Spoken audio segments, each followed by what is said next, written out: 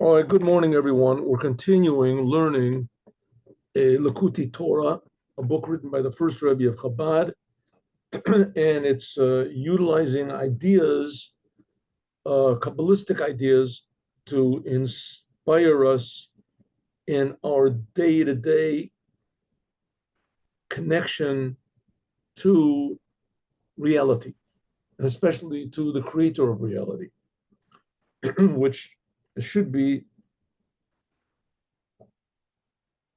perceptible to us, that we feel that the world is a creation and that God is creating it, and it's very important to God.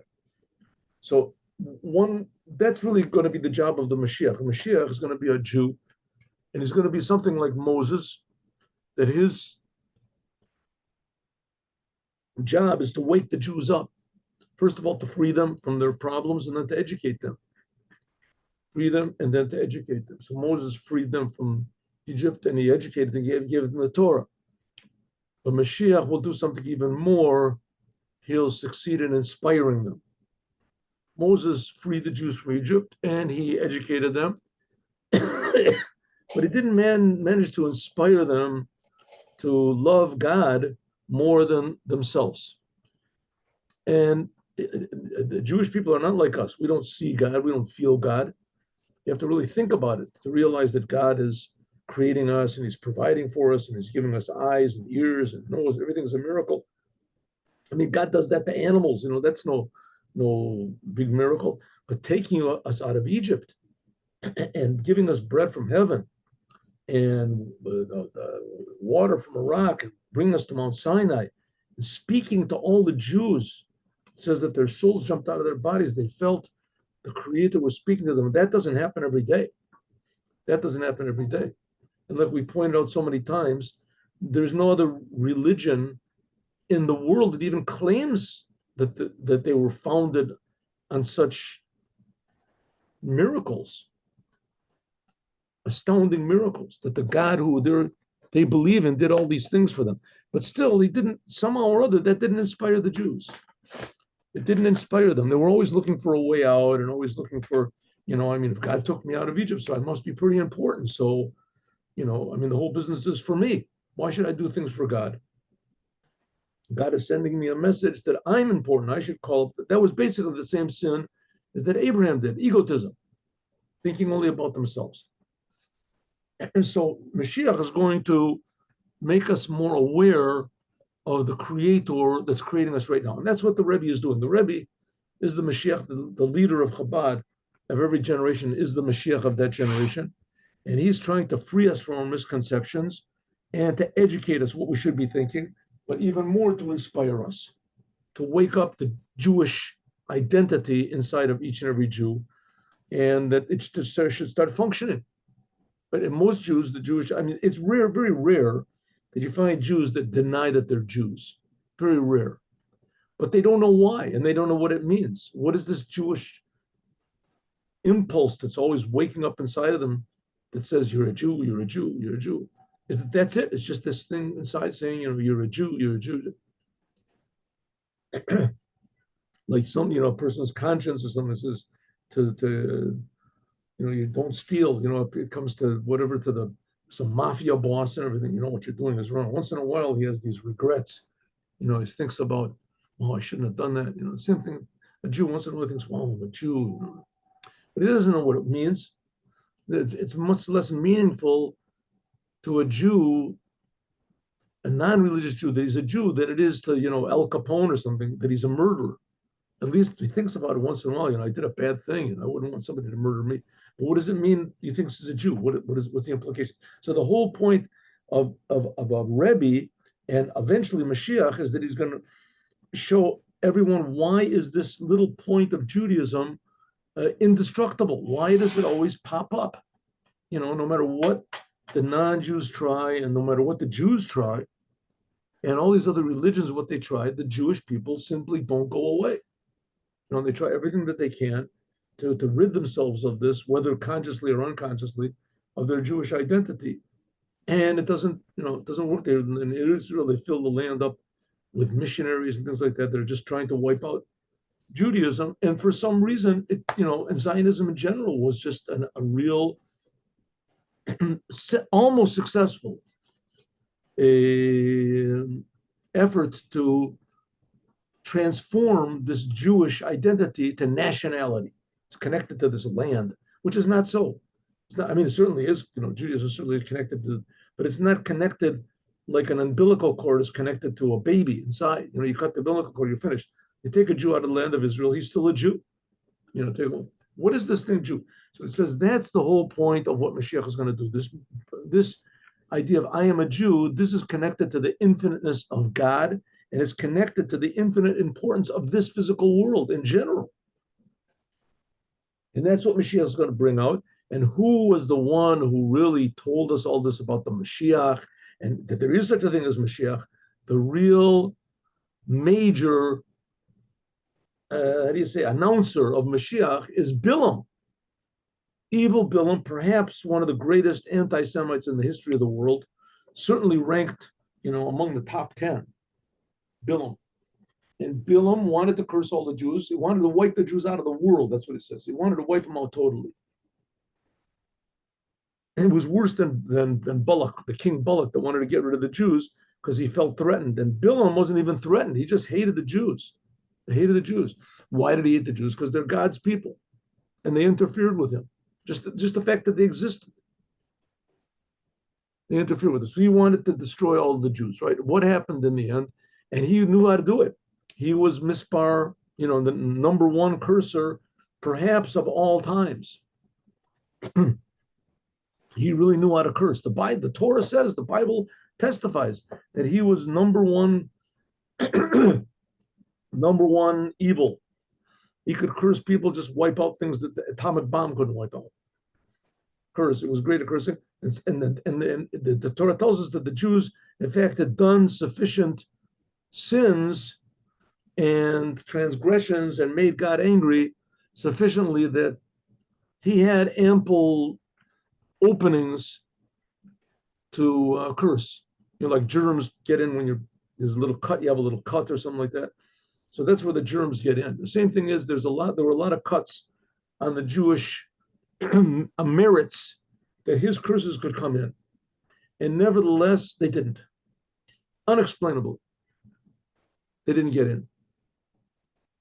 It's like, the dropping an atomic bomb on, on a city, and the whole thing just in a flash, and this and it just nothing happened. There's a big flash, and the what is it, 1,000 degrees Fahrenheit or something like that of the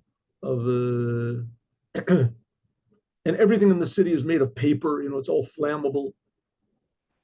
And after the dust settles down and everything like that, and they come back and they make a surveillance of the ones who dropped the bomb, of the damage, and they see nothing was damaged. Everything is just still the same. How can it possibly? And that's what it was with Bilam. Bilam was more powerful than an atomic bomb and more destructive. And when he wanted to curse somebody, and he knew who to curse and when to curse, etc., how to curse, he was a big expert on it. And the Torah tells us that he went and he made different the altars in different places, and he made sacrifices. He knew exactly how to curse. And suddenly, all of his curses, not only did he not succeed, but his curses transformed the blessings. And not only did they transform the blessings, but they transformed to the biggest blessings of all, and that is Mashiach. The Mashiach is going to wake up this indelible identity of every Jew. Is anybody waiting here? No. Okay.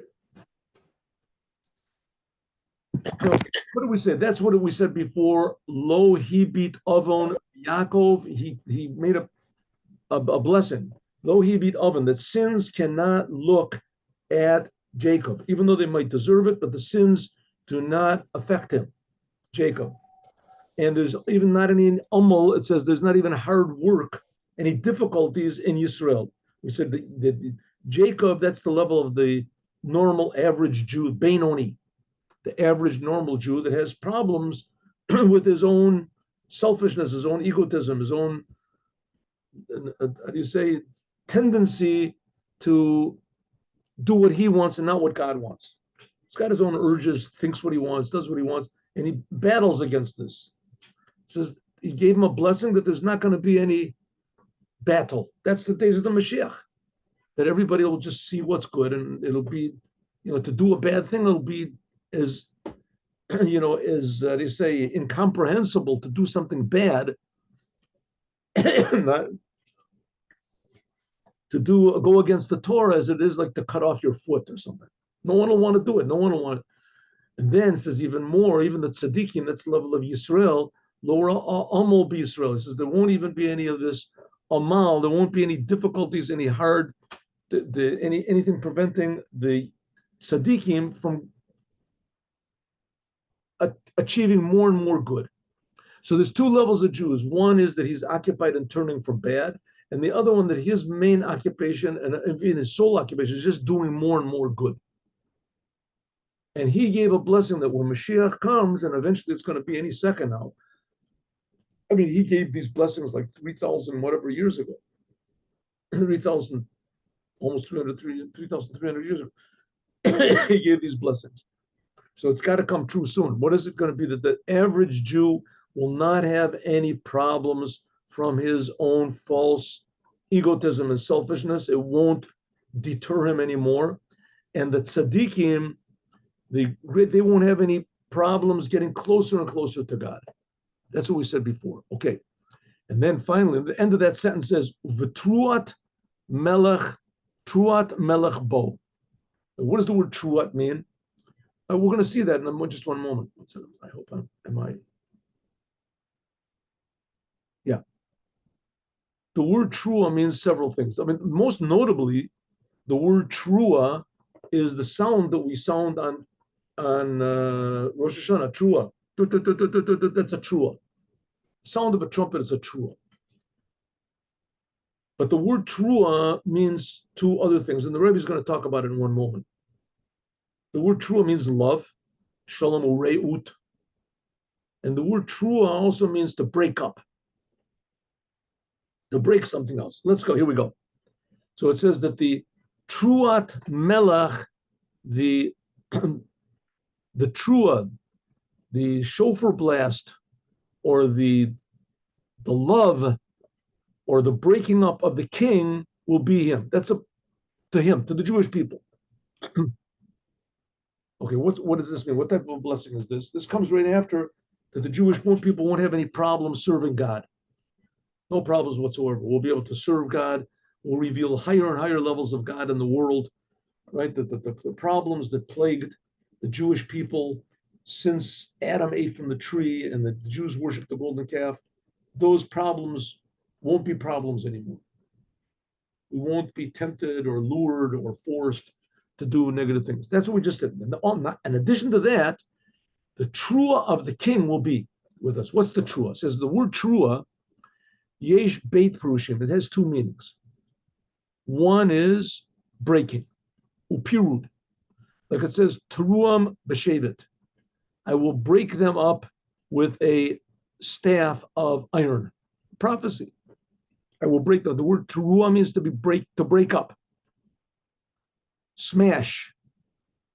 Abed, the second translation, the second meaning of the word teruah definition is chiba, love. Chiba v'reut. Like Rashi says in the Chumash, Rashi says that's what they mean, truat melech bo, that the curse of Bilam, simple meaning is that the Jewish people won't have any trouble serving God. Lo he beat oven b'Yaakov, lo amo Yisrael, lo ra amo Yisrael, and truat melech bo, and God will love us. That's what Rashi explains, simple meaning in the Chumash. But really, both of them are true. Love and smashing. How is that true? We'll see. Hine Yeshlav, and we have to understand. Shapam, sometimes we found it written. Melech b'mishpat yamid oretz. Sometimes it says that a king, with his justice, severity, he makes the earth stable. But Dina, the Malchut Dina, it says that the judgment of the king is judgment. And that God is severe. Shehu b'chinas gavura. And this is God's severity, right? Laws of nature. First of all, everything goes according to certain laws. Then there's laws of the Torah. Same thing. There's certain limits, there's certain boundaries. You don't go outside of those boundaries. Upam kasiv, sometimes it says, Ba'or Panei Melech Chayim. Says that in the light of the face of the king is life. And that's kindness. Anpui the Malka Nehirin. This is the face of the king shines. Right? Like you go to apply for a job interview and you go in the boss, everybody tells him he's really a scary guy and he's really very, he comes in, he's got a big smile on his face and he says, I saw your portfolio, right? Whoa, this is really nice, right? I think we need more people like you. Oh, that's pretty good. I thought it was going to get grilled. He says, no, exactly the opposite. Right? A smiling face. So sometimes God is very, very severe, and sometimes it says that God is very kind. Why? Or maybe he's always both, huh? Maybe he's always both. The Indian is like this. God is sometimes he's very severe, or he's always very severe. That keeps the earth going. There have to be boundaries, and it says sometimes, or maybe always, he's very kind because there has to be life. What's going on? Is like this. There's two aspects of the king. Like it says in the Zohar, in Parshas Vayechi, Kad Malka Yativ, when, this is Aramaic, when the king sits al kursaya on his throne, Ikrin Melech Ilah, he's called the upper king. The Kad, and when, Kad means kasher, when, Nachis, when he comes down, La'avdui, and he comes down to his servants or to judge in the country, whatever, as Melech Zutra, he's called a small king. That's called Shibyamot HaChol. This is what happens in the weekdays. So God, on Shabbat, so to speak, he's sitting on his throne, and then he's called the big king. Then he's really called the king. But when he comes down on the weekdays to create the normal, mundane world, then he's still a king, but he's called a small king, a little king. In other words, that God creates the world, that's like small change by God. He does it, that's what he does, but when God brings down his creative force into the lower worlds, we said before that another name for God, a synonym for God, is Atzilut. That's the aspect of Atzilut. That's Kabbalistic. Even though the God says there's much, much higher levels than that, but still the level of Atzilut, that's called God. So that's, so to speak, pure godliness. And God then starts creating the world. That's what it says in the Bible. Breshit, that's like Atzilut. Bara, Elohim. Bara, that's the world of Bria. When God comes into the lower worlds, that's the world of the souls, the angels, all the creations. And then when he comes down to the Bria, Yetzir and Asiyah, the lower worlds, Melech Zutra, these called. Ve'ik ve'yirida zu, and this descent that God descends in order to create me and you, who al yedei gevurus v'tzimtzum, and this is by means of contractions, and God conceals himself. Kamosh Katuv, like it says, Kavod Malchutcha Yameru, we say in Ashrei every day, Psalm 145. It says Kavod Malchuta, the glory of your kingship, they will say, the angels will say, Ugvuratcha Yudaberu, and your power they will talk about. That's what it means. Azai Mishpat Yami, then God with judgment makes the world stand. Din the Malchusa, then God is a judge, severe. So that, what do we say? God creates the world all the time, right? Yes. God enlivens the world all the time. Yes. So we see that God always is using his, what's called his gevura, his power of severity. Everything has to be exact. That's how the world goes, right? Everything is exact. There's laws of nature and laws of biology and anatomy, etc. But then there's life in the world. And life, there's not in any book that explains to you where life comes from and what it is. It's just this miraculous thing. So it says, that's what the Rebbe says. That's something like Shabbat and the weekdays. The weekdays are sort of like the body. That's when we more are occupied in the physical. And Shabbat is sort of like the soul. So it's like the soul. So it says when God does soul things, occupied in the when we see only the Creator, that's like on Shabbat. When we feel the creation, that's already the weekdays. When the main emphasis is on the creation. That's on the creation. Or more exactly, we can say that Shabbat is more like the Torah, the reason for the creation. And the weekdays, that's already talking about the creation and the Creator and all that. However it is, there's two aspects of God. And that aspect of God, which is totally above anything in the world, we said before, that's called Sovev Kolomim, and that's what we call the how do you say, the kindness of God, the love of God, God's love, pureness. That's like on Shabbat. And the weekday, that's already dealing with the world. That's God's severity, which is not the case in Shabbat. On Shabbat, that's when it says that God is sitting on his throne and he's called a king. And the weekdays, God is called a little king. Hainu Shabbat, that on Shabbat, who aliyat ha'olamot, this is the elevation of the worlds. And this aspect of God's kingship, Ola, goes up. Umit yacheret, and is united in its source on Shabbat. The Bechinat Atzilut, and the level of Atzilut. Like we said before, that's Atzilut. Atzilut is pure godliness. So in the weekdays, the worlds go up to Atzilut. I'm sorry. On Shabbat, the worlds go up. That's the thing of Shabbat, means shav, to return. The worlds go up to their source. To their source, which is Atzilut. And in the weekdays, Atzilut, so to speak, comes down into the world. It's given an example. The Rebbe gives the example in the Siddur, like let's say a painter or a builder or something. He puts his energy into his painting or into his building. He puts his energy into it. But then when it's all finished, so all that energy goes back up to him. What does it mean? He looks and he appreciates. Oh, that's nice. Look at this. Everything fits in nice. He listens to it. He can watch look at the building, how everything came out beautifully. He gets pleasure. The same thing, God, so to speak, creates the world. He created the world in 6 days. That's how God comes down. On the 7th day, God sits back, looks at his finished product, and he gets pleasure. All the worlds go back up to God. Okay, we can't get too anthropomorphic about this thing because God is not a builder and he's not a painter and the world is not separate from God. But nevertheless, there is this element. God definitely did make the world in 6 days, and that repeats itself every week. So it says the same thing happens with us, especially we Jewish people. A non-Jew is not allowed to keep the Shabbat.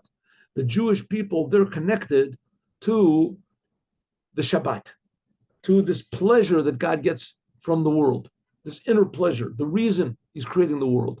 That's connected to the Jews. And the Jews are supposed to bring this pleasure into the world also, that all mankind feels that that's going to be the idea of Mashiach. Okay, here's Bilam, he is prophesizing about the coming of the Mashiach.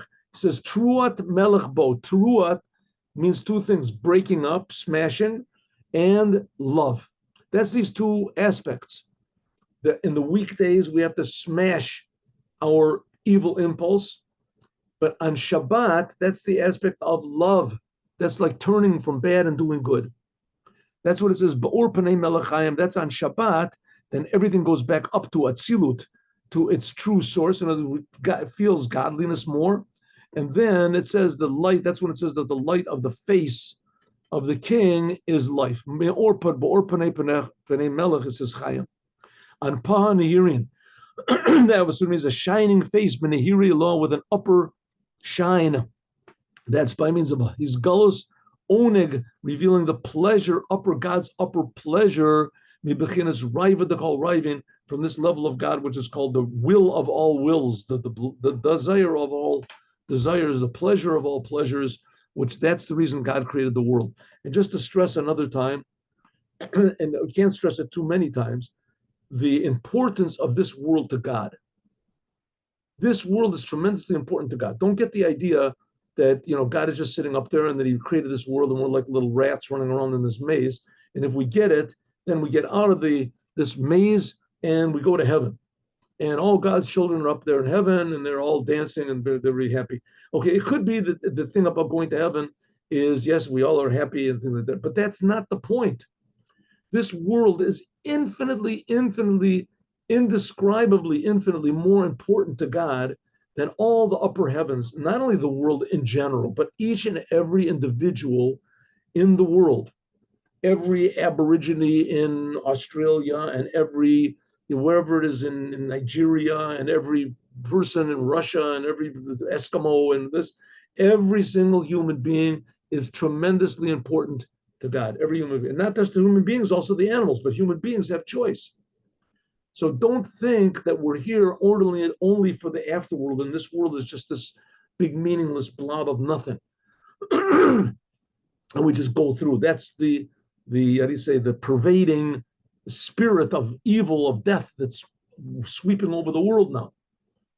Right? The world is meaningless and the birth is meaningless, and just get pleasure and just get through this thing. That's all. Here's the Rebbe saying no, that that was what that's the curse that Bilam wanted to make. That's what we're seeing in our eyes today. But the fact of the matter is the Jewish people are here and they receive the blessing that, in fact, that same Bilam, that spirit of death that's so pervasive nowadays with abortions and all this other insanity that's going on, that actually ended up giving us the blessing. That's where we get this blessing from. The Kol Rayon, Kol Ravin, Shemizgala b'Shabbos, that all this pleasure and God's will, which is revealed on Shabbat, B'Midat Malchuto, and God's kingship in this world, B'Zeu Teruat Melech Bo. That's what it means. The love of God is revealed. Reus V'Chiba. This is talking about Al Bechinas Yisrael. This is what we said, the highest level. There's Yisrael and Yaakov. This is the level like Shabbat and the weekdays. This is the high inner godly aspect of every Jew. The tzaddik, like it says, Amich Kulan Tzaddikim. The tzaddik, which is in every Jew, this is like the level of Shabbat, we said. Then God is Imo with the Jews. Mamish. Shemit Aneg al Hashem, that the Jewish people get pleasure with God. It says Hashem Elokav, says an Amo, with his people. When Nimshach, this is drawn down, then Truas Melech Bo, then it's the other. Then when we get pleasure from God and God gets pleasure in us, there's drawn down into this world Reus V'Chibam and B'Chinas Raiva to call Raven. Then there's drawn down this love of God from what's called the will of all wills, the pleasure of all pleasures is drawn into this world. That's going to be in a permanent way. So we'll all feel how good God is. And like I said before, it'll be as ridiculous for a person to go against what God says. It will be as it is ridiculous now for a person to cut off his own foot. Why? What's so ridiculous about cutting off your own foot? Right? Because it's your foot. What do you mean? You feel your foot. Well, the same thing is when you don't feel that you're connected to God, that you're part of the Creator, so to speak. Every human being is. So what's the big deal of doing a sin? But when you feel that doing a sin, going against what God wants, is cutting you off from God, then you'll never do it. Even cutting yourself off, let's say you don't cut yourself off totally, just, taking a knife and just making a big slash in your skin. Who would do a crazy thing like that? Listen, what do you want from me? I didn't cut off my foot. I just made a big slash. It's ridiculous. But because we don't feel the life of the Creator, so we feel that we're separate entities. What are you talking? God is part of me. What are you talking about? And that's what it means. The love of God will be with him. The love of God will feel God's love like a person feels a natural love for his own foot or his own arm. It's part of me. Al also by means of this, Namtikin Koladinas, there will also be, says, sweetened up all of the severities in the world from their source. Hanimshachim b'bechinas dina de malchusa, which come from God's severity in the 6 days of the week. It's almost like a child, his father spanks him and he's crying and he goes to mommy and says, Mommy, Daddy just spanked me. He says, why? He says, because I all I did was try to burn up the sofa. And says, well, your father spanked you because he loves you. That's why he spanked me, because he loves me. Yes, that's right. The next door neighbor doesn't care that much about, he wouldn't want him to burn up the sofa, but he wouldn't spank him. He would yell him, maybe go and tell his father. His father would spank him. But the reason your father spanks you is because he loves you. Maybe he just loves the sofa. Maybe the sofa means nothing. It's an old piece of junk. He threw it. That sofa is throwing into it's not important. The important thing is that you shouldn't hurt yourself. Same thing. So it was Kippur. He got spanked, but when he realizes it was because his father loved him, so then he goes to his father and says, I realized I made a mistake, and I didn't realize how much you loved me. I'm never going to do anything again to how do you say, to defile that love. And so the whole world will feel I'm being created by God. I didn't realize that by taking drugs and doing all these crazy things, I was burning up the sofa. I was doing something bad. I was doing the reason, all the punishments, the terrible things, is God loves us. So if so, we see that the severities in the world really come from God's love. When we realize that, then the world isn't so severe anymore. Then God doesn't punish. There won't be any diseases and everything like that. Now, I'm not implying that all the diseases are, people who do sins get sick, because I know a lot of people that do not do sins and they get very sick. And I know a lot of people that do a lot of sins and they're not sick at all, right? They're not sick at all.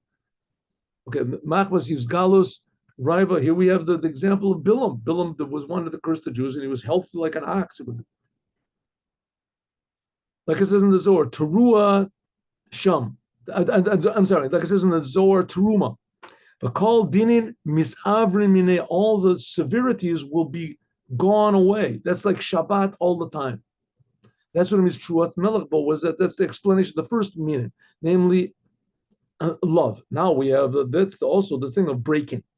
What breaking? Piru dahainu shemaparin, that when this love of God is revealed, and this is the blessing of Bilam, the one who wants to wipe out the Jews, and it came out to be a big blessing, and that when this love of God is felt by everyone, when everyone feels that they're not just alive because of nature, and it means nothing. When everyone feels that their love is being given, their life is being given to them constantly by God unconditionally, then that breaks up all the bad. That just smashes all the bad things. V'zeu mituko. That's what it means, fixing them up. Like it says, Ata pararta ba'az chayim. Okay, you do it, and it's like it's known also in the Kavanas Teruah, the whole idea of the Teruah of the shofar blast on Rosh Hashanah, the Tekiyat shofar, on Rosh Hashanah, that it does two things. It draws down God's love, and it also breaks up the bad. It breaks them up. That's the Teruah. There's Shvorim, and there's Tekiyat, but Teruah is that breaks up the bad. Gvurot Elyonot, the upper severities, it says of Yitzchak. It says that the Tekiyah that corresponds to what the Abraham, and that the Shvorim refers to Yitzchak, to Yaakov, and that the Teruah is Yitzchak, like it says in the Zohar at Parshas Emor. And so that's what Bilam gave this blessing, that there's going to be these two amazing things that are going to happen. What are the two amazing things? First of all, Truat Melech Bo, the love of God is going to be revealed, and also Truat Melech, that God will smash all of the bad impulses that we have. Trua Upirudze, this is by means of his galus bechinas raiva the kol raiva. What's God going to smash all the bad? Because he's going to reveal this tremendous love for the Jewish people, and eventually through them the whole world. That's the union of reus v'chiva. That's what it means, love and endearment. Nimsa, there are the two prushim, all echad. So it comes out that what Bilam said to the Jewish people, Truat Melech means the showing the love of God. This will also be Trua that God will smash up. And these are also hinted at in the Trua that we sound on Rosh Hashanah.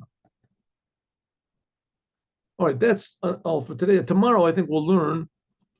There's a continuation of this, a little bit of an explanation. I think that we'll try to learn that tomorrow. Here, see, here, this is the next page in Likuti Torah.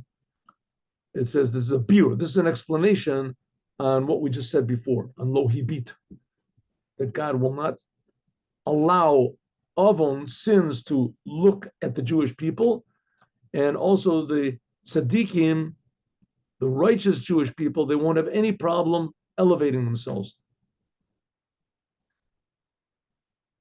to reveal more and more godliness. Good. But we'll do that, God willing, tomorrow. So today we learned the blessing of Bilam that came from his desire to curse, and that is that God is going to love the Jews, Reut, Truat Melech, and from them the whole world. And this love will break up and destroy all bad. Now let us learn the Devar Malchut.